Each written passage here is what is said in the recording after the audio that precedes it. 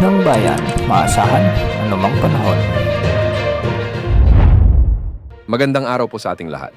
Narito ang latest update sa lagay ng ating panahon ngayong araw ng Miyerkules, Abril 32 taong 25 at sa binabantayan nating potensyal na bagyo sa susunod na mga araw.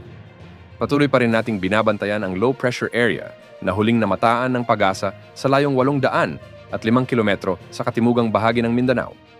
Nakapaloob pa rin ito sa Intertropical Convergence Zone na umaabot naman hanggang Palawan.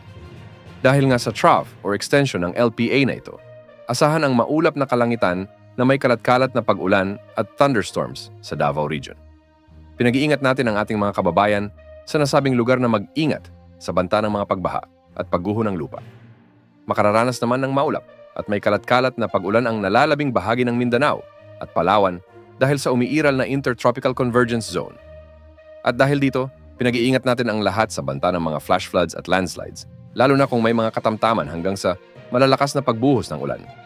Samantala, dahil naman sa umiiral na easterlies, ay makararanas ng maalinsangan o mainit na panahon ang buong Luzon, kasama na ang Metro Manila at Visayas.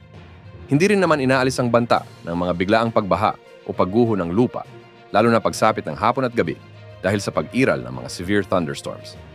Ayon sa Pag-asa, mababa na ang tsansa ng LPA na ito na lumakas bilang bagyo dahil sa halos pawasak na ang mahinang sirkulasyon nito.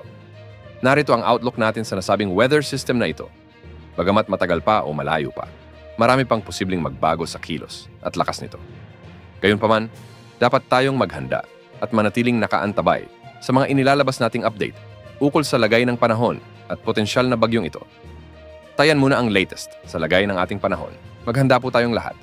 Ito po ang weather update ng bayan. Maaasahan anumang panahon.